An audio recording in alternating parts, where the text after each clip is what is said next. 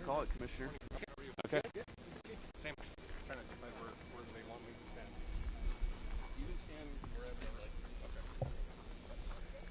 All right, good morning, everyone. I want to thank you for being here in the village of Tijeras, Los Vecinos Community Center. I want to take some time today, this morning, to talk about what happened on Saturday with the really extreme rainfall event that we had here in the East Mountains and the unprecedented flooding that we had, which really impacted the creek right behind us, but impacts all across our community, across the East Mountains. The first and most important thing to remember about what happened this weekend is that no one was hurt. No one was injured, no one was killed. And I think that's a really important thing to recognize, because as we're seeing in these extreme weather events all across the country, across the state, the loss of life is no insignificant part of these events. And so we're very grateful to all of the first responders, everybody that was involved, that everyone was kept safe. And that's important to note. So we have several experts here behind us that are going to really go into more depth on the details of the storm and the impacts of the storm, what happened. But the bottom line is the National Weather Service is calling this a 200 to 500 year flood event, right? That means this is something that by historical probabilities only happens once every 500 years perhaps.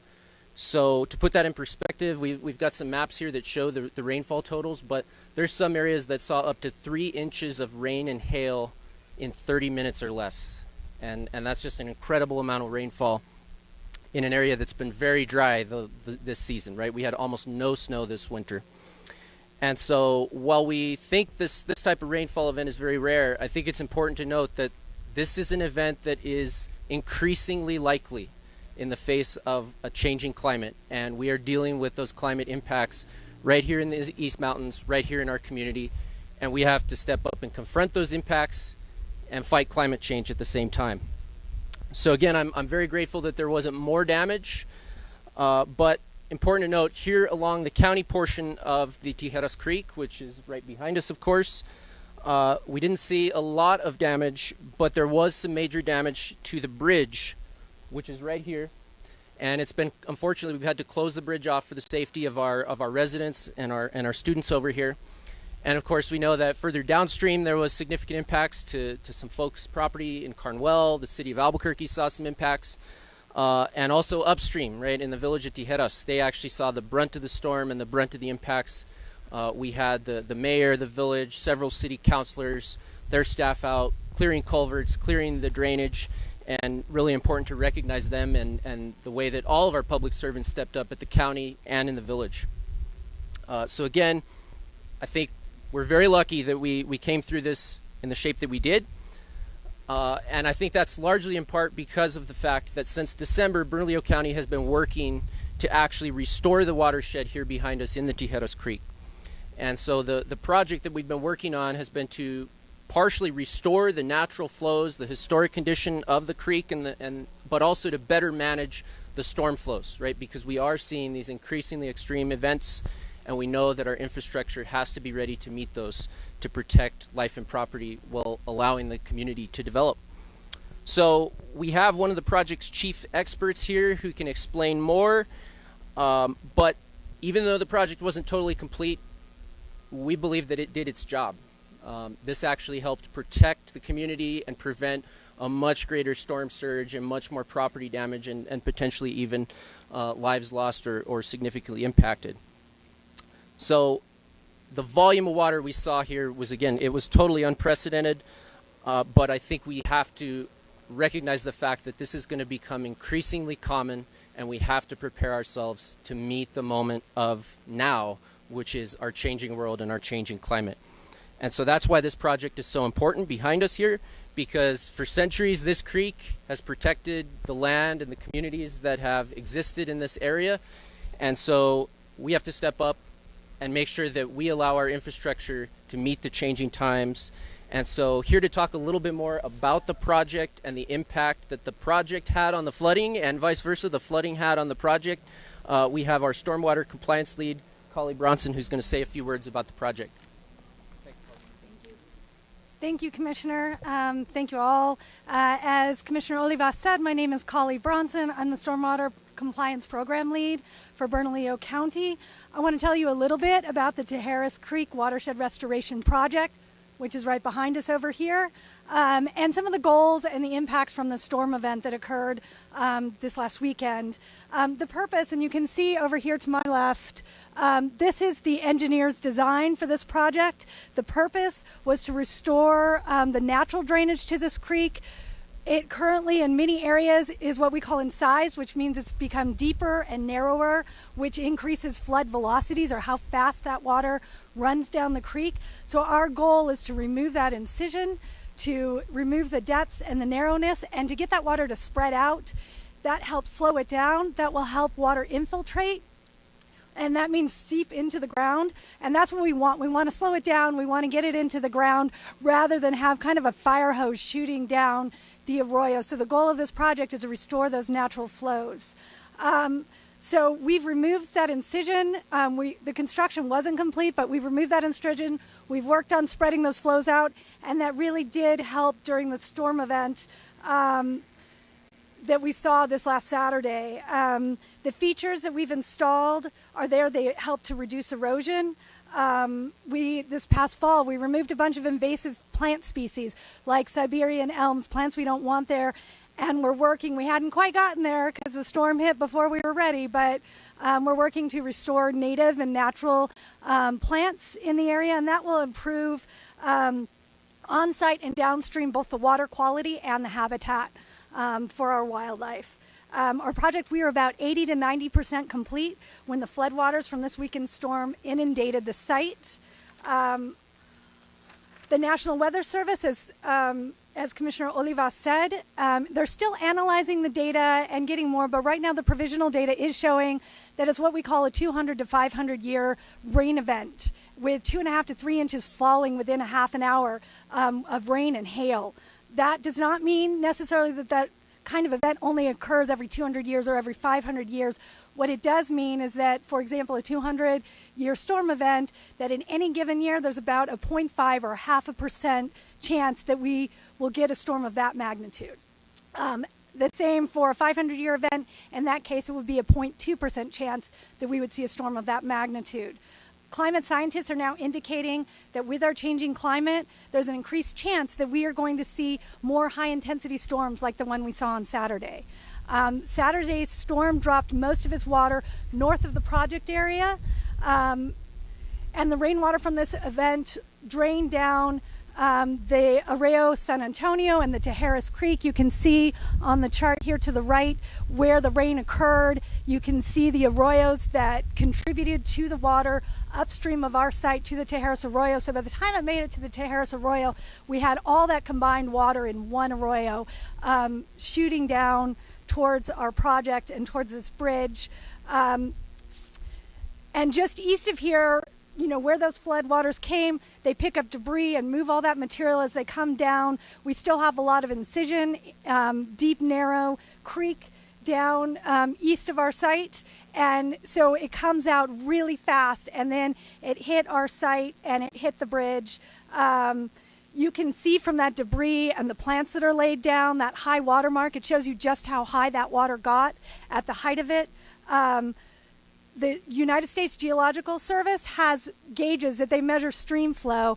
They have one in the Tijeras that's in Carnuel, so a couple miles downstream from here. And in that gauge, and you can see the graphic right here, in that gauge, they showed that the Tijeras Arroyo, the waters in there rose over 9 feet within a 15-minute period. That's a lot of water coming really fast. So this is a pretty unprecedented high-magnitude event.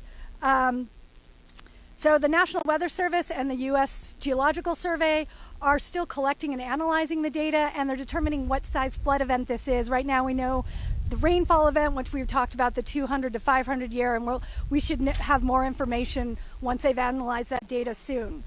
And although our project, we were still under construction and it wasn't complete, we did see that the restoration work that we have done they generally functioned exactly the way we were hoping they would. And they helped reduce velocity and help dissipate the energy, slow down the water from that flood through that area.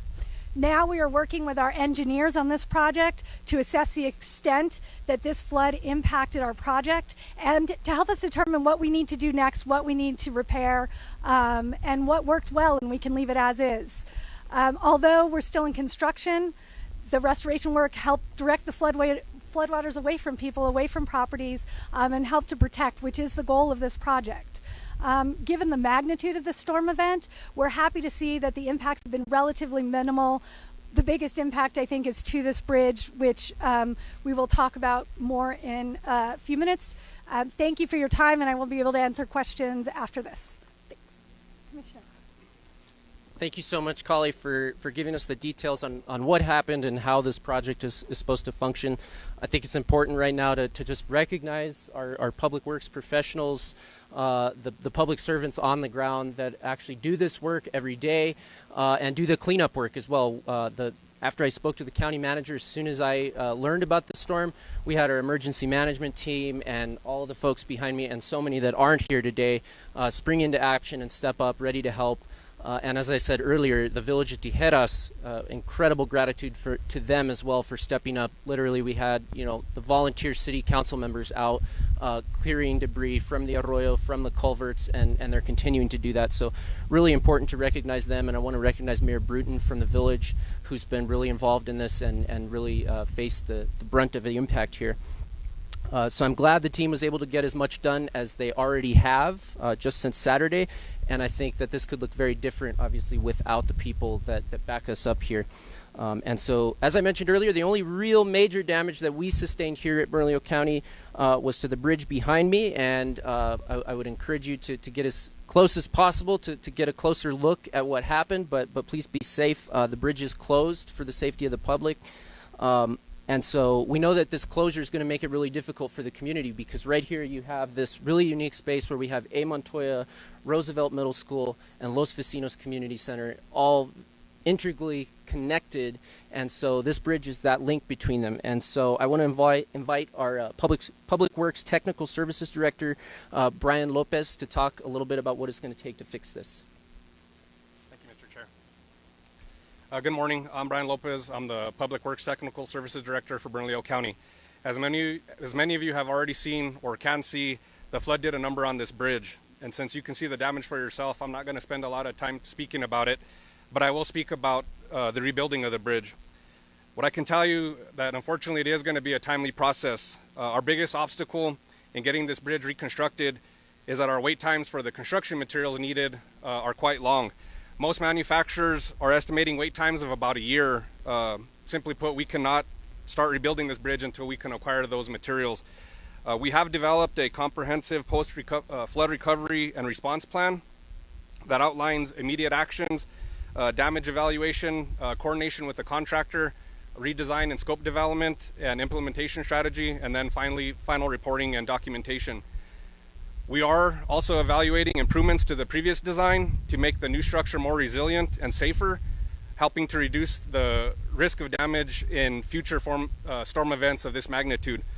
As part of the redesign, we are evaluating potential improvements such as revised abutment locations and the inclusion of a concrete deck to enhance structural stability and provide a safer slip-resistant surface for pedestrians. Once we can complete the evaluations and procure the needed materials, we'll have our teams out here as quick as possible to begin the construction process. Right now, we're hoping that will begin in the spring of 26. At this time, we do not have a confirmed start date for the demolition process, but we want to assure the community that it remains a top priority and that we are moving forward as quickly as possible. We know how important the bridge is to the community of Tijeras, and our team is working diligently to evaluate the damage, develop a resilient design, and move efficiently through the procurement and construction process to assure a safe and timely rebuild. Thank you. Thank you very much, Director. Really appreciate you and your team being here and providing that technical expertise on how we get that fixed as soon as possible. And I know that I'll be there, the commission will be behind you, the county manager, we're all wanting to get this fixed as soon as possible. So lastly, I was speaking about already the important connection between our schools behind us and Los Vecinos and the important resource that this is. We just saw a busload of kids that was taken off on a field trip for the day. This is really an incredible facility and an amazing link, and so we're working hard to maintain that connection and make sure that our students and children in the community are safe. So I want to invite up our Parks, Recreation, and Open Space Director, Andre Dixon, to tell us about how we're going to try to keep business as usual here. Thank you, Chair Olivas. Good morning. My name is Andre Dixon. I'm the Director for Bernalillo County Parks, Recreation, and Open Space. Firstly, I just want to say that Los Vecinos Community Center will remain open for business. We're still offering the same programs that we have prior to this event. Behind you, we're nearing completion on a construction project, and we're hoping to have that completed by early fall. The bad news is the damage to the bridge. It's going to make it a little bit harder for our kids to access the school and vice versa. We know that a lot of parents use Los Vecinos Community Center as a hub to be able to drop their kids off to access school and also a point to pick up their kids. Unfortunately, we're not going to be able to have that access because of safety. There's also a good chance that crews will be back out here to fix the flood damage, as Brian said. We'll also eventually have crews out here replacing the bridge. So we don't want to see kids getting hurt. I can't stress that enough. We want to provide a safe space, but we also want to provide safe access. A. Montoya Roosevelt Middle School is behind us. The school has experienced congestion in the past with the drop-off and pickup times in the mornings. So we cannot stress enough to the parents to please adjust your schedule and be patient with us as we work through this together. But it's for the safety of everyone. Now, we have been in talks with Albuquerque Public Schools, and we're hoping that they can provide us with the bus stop, or as a bus stop. That is our goal, to help minimize the amount of traffic that is accessing the schools. In the meantime, for all the parents who are enrolled in our before and after school program, we will provide shuttling to and from the schools. Our main concern here is that we know that this is a centralized hub for the residents of the East Mountains, and we need folks to understand that you cannot drop your kids off and just expect them to cross the creek. We're in the monsoon seasons. That worries us, so please work with us and be patient. There's going to have to be some adjustments, and it may be inconvenient, but otherwise we're still here for the community, and we will offer the same quality programs that we have. Thank you.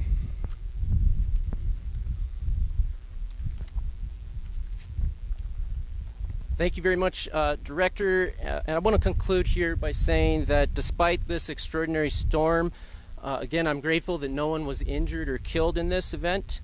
And all things considered, I think we all recognize that things could have been significantly worse.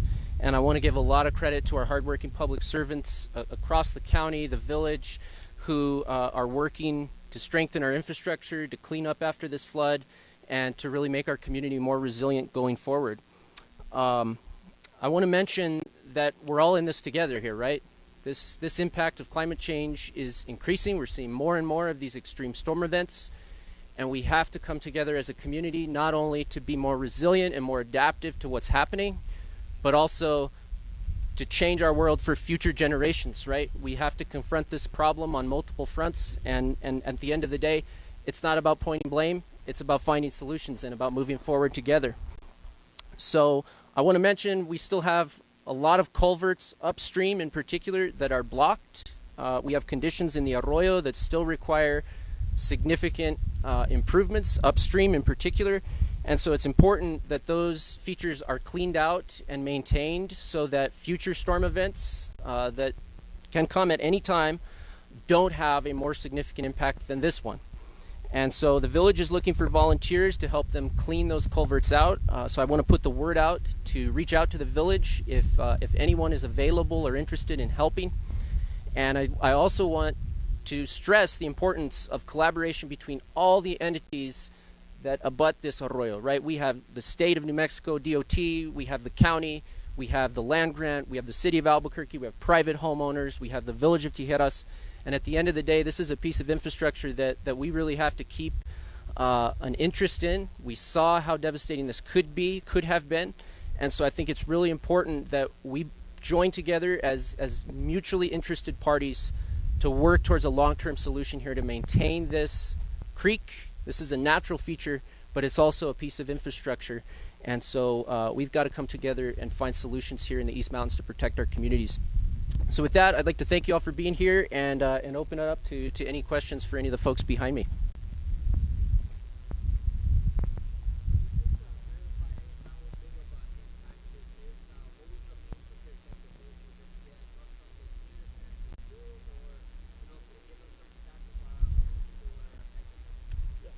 I'll let Director Dixon take that one.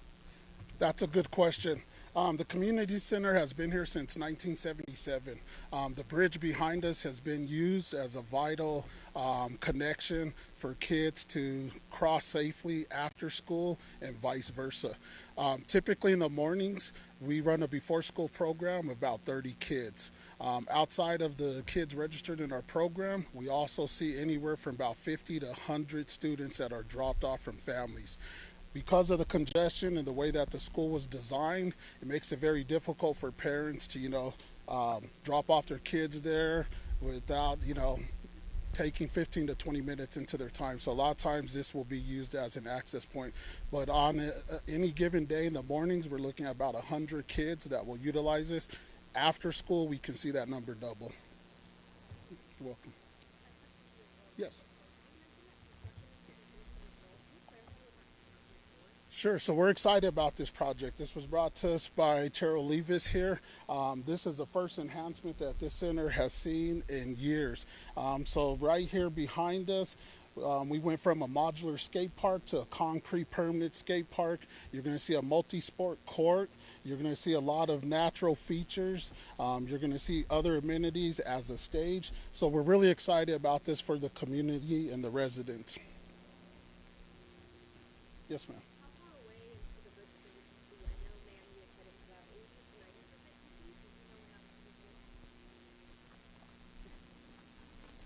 Yes, thank you. Yes, so the construction project for the watershed restoration project, which is separate from the bridge and the replacement of that bridge or fixing the bridge, the watershed restoration project, we were about 80-90% complete, and we had anticipated we had about 2 or 3 weeks worth of work left.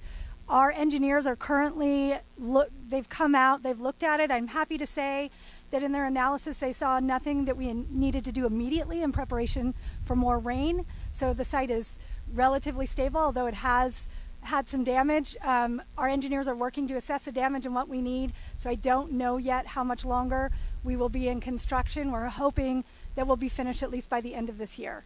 But again, we're still looking at the data, looking at the damage and seeing what needs to be done to fix it.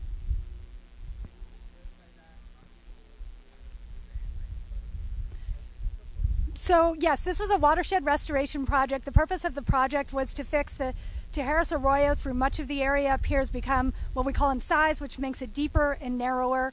That makes the velocity of the water move much faster. The purpose of this project here was to slow the water down, to create sort of a long path for the water. It was originally just sort of shooting straight through, so the purpose was to create a longer path which slows the water down, which encourages the water to seep into the ground, and that protects downstream users. That will help improve water quality downstream.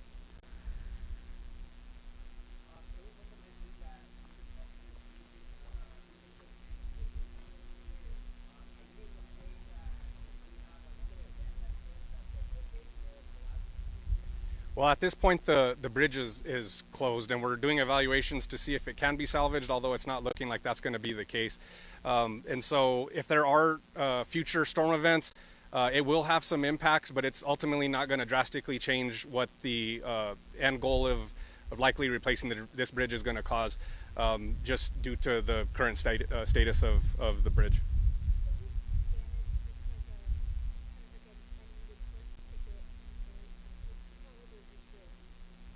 So I've been trying to determine what the actual date of the bridge is, and I don't have that available now. What we do know is that the bridge was inspected previously, and that it didn't show deficiencies that required it to be improved or replaced. Now with the storm event, that it did cause a lot of damage, which is going to change that assessment. That's still being evaluated visually. The footings that support some of the support piers are completely gone. Some of the main structures are bent, and there are numerous cracks at a lot of the connection points now. But those are just visual inspections, and we're waiting for the full evaluations to come back.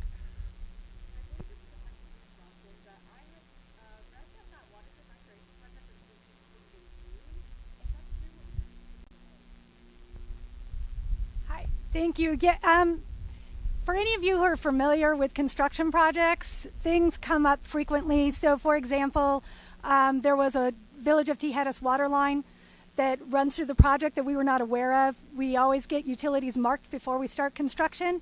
That one was not marked in the location where it actually exists. That caused us to have to stop work for a while, come up with a plan to make sure we protected that water line from freezing over the winter and from any impacts from flooding. And I'm happy to say that the protection that we put in place for that water line worked really well, and there were no impacts to it at all.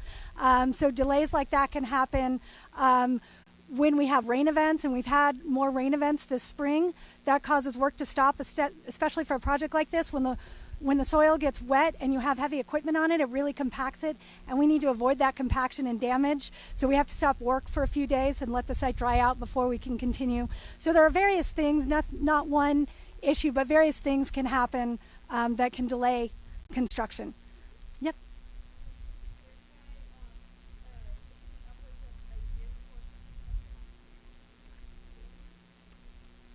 Correct.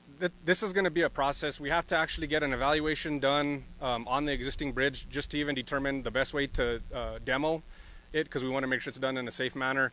During that time, we are also going to be looking to bring on a consultant to get the design of the bridge done. That takes some time. And then ultimately, when we get to the point where we're ready to bid the project, like I was kind of mentioning when I was speaking previously, there's very limited manufacturers that construct these pedestrian bridges, and right now, when based on preliminary discussions, the wait time is about a year. And so that's once you have a contractor on board and the submittal has been reviewed and approved and the order is placed, it takes about a year. So we're trying to have the construction process in place in a year, but that doesn't necessarily mean that the bridge would be in place during that time frame.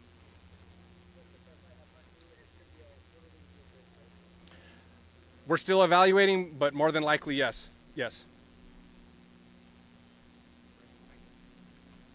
I just wanted to emphasize here to tie all that together that the project behind us here, the watershed restoration, I really think is a model for what needs to happen across the creek, across the corridor, right? Because we've seen this infrastructure really not maintained for generations here, right? Going back decades. And so the county's made this investment in this one section, but we've got to work with the partners, as I was saying, to make sure that we can protect the whole watershed to the greatest extent possible. And at the same time, we now have this issue with the bridge, and I think that what we heard from the director, from everyone, is that we want to make sure that this bridge, whether it's this bridge or a new bridge, is replaced by something that is more resilient and ready for the next one of these floods, or one that's even worse. And so it's important that we highlight that the county stepped up with this restoration project. I think we want to see that continue throughout the corridor, because the more of this we have, right, the more we can slow down those floodwaters, and the more we can actually protect life and property if we don't have those high velocity, high flow events that are really devastating to communities when they get out of hand. So I just wanted to highlight that. So, all right. Thank you, everyone. Really appreciate you being here.